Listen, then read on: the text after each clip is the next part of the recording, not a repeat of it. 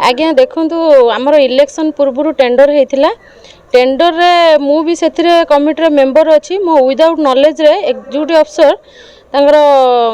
तापर code of conduct लागू है पर आम कहलु जे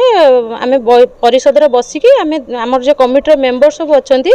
आसिले आम बसिकी सिलेक्शन बोर्ड रे जार जी लोस्ट थी से अनुसार आम दबा किंतु मो विदाउट नॉलेज रे सेटा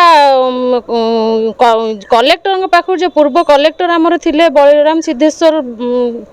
बंदर जे थिले तांको पाखु आमर एग्जीक्यूटिव अफसर नहीं टेंडर रे साइन कर देइछन अप्रूवल कर देइछन किंतु मु जानि नाही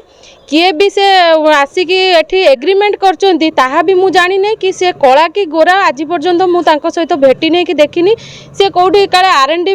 आईवी रे काले तांकर ऑफिस करचंती ऑफिस रे आसिकी सेठी तांकर परिचालना करूचंती सैनिटेशन रे किंतु आमर जहा टेंडर हेतिला मु तादरे आमर गोटे लेखा हेतिला टर्म ऑफ कंडीशन रे मु लेखा है जे चेयरमैन हिसाब रे मु लिखी थी जे आमर पुराना कर्मचारी जो माने अछंती तांको बाहर करबनी जो माने आमर पॉपुलेशन अनुसार रे आमर 17,000 पॉपुलेशन रे गत थर आमर टेंडर हेतला वर्तमान आमर पॉपुलेशन जेहेतु बढ़िलानी आमे 23,000 पॉपुलेशन रे आमे सैनिटेशन टेंडर करथिलु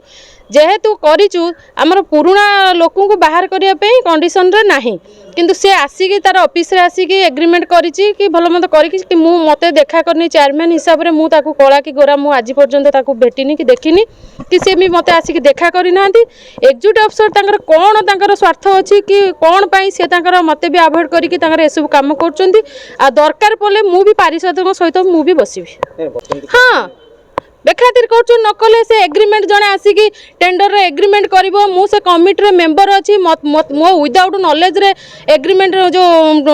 टेंडर कॉपी रे साइन हेची कलेक्टर मो साइन जगह रे मु गोटे इलेक्टेड पर्सन मो साइन जगह रे कलेक्टर सेठी साइन करचंती इग्नोर निश्चिंत होउची मते